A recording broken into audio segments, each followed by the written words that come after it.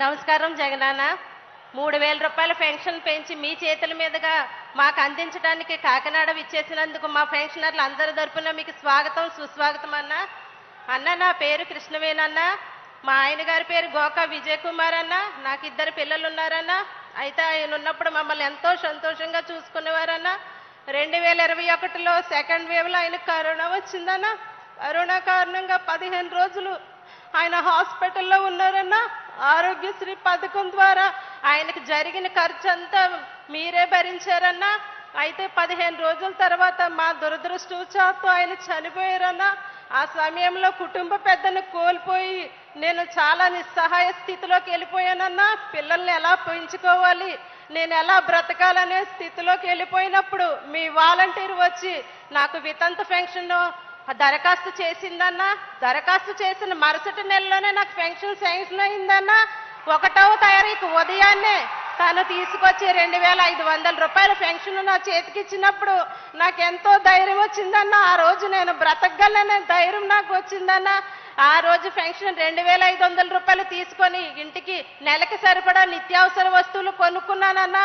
అలాగే ఈ రోజు 3000 రూపాయలు ప్రకటించి మాట తప్పను మడం తిప్పను అన్న మాట నువ్వు నిలబెట్టావన్నా. అలాగే పాదయాత్రలో కూడా నేనున్నాను, నేను విన్నానన్నావన్నా. ప్రజల కష్టాలు విన్నావన్నా, నేనున్నానని నిరూపించుకున్నావన్నా. నీకు ధన్యవాదాలన్నా. అలాగే కరోనా సమయంలో 50,000 రూపాయలు నష్టపరిహారం ప్రకటించావన్నా.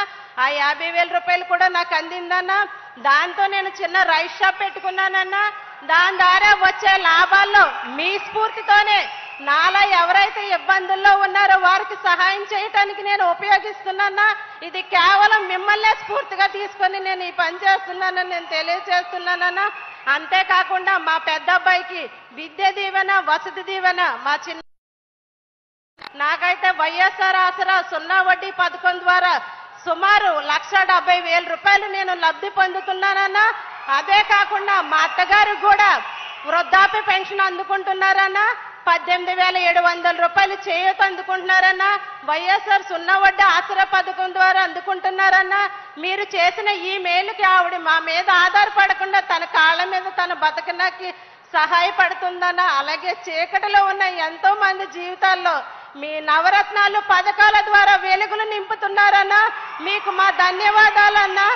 అన్నా, కష్టాల్లో ఉన్నప్పుడు కష్టాల నుండి తొలగించమని ఆ దేవుణ్ణి మేము ప్రార్థిస్తామన్నా.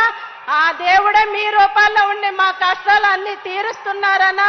ఇంత మంచి సుపరిపాలన చేస్తున్న మీరే మాకెప్పటికీ ముఖ్యమంత్రిగా ఉండాలని మనస్ఫూర్తిగా కోరుకుంటూ సెలవు తీసుకుంటున్నానన్నా.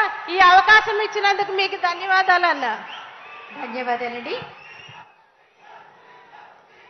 అవ్వాతాతలు అక్క చెల్లెమ్మల జీవితాల్లో వెలుగులు నింపుతూ ఆత్మస్థైర్యం పెంచుతూ బాసటగా నిలుస్తున్న మన రాష్ట్ర ముఖ్యమంత్రి వర్యులు గౌరవనీయులు శ్రీ వైఎస్ జగన్మోహన్ రెడ్డి గారు తమ అమూల్యమైన సందేశం అందించవలసిందిగా కోరుతున్నాం.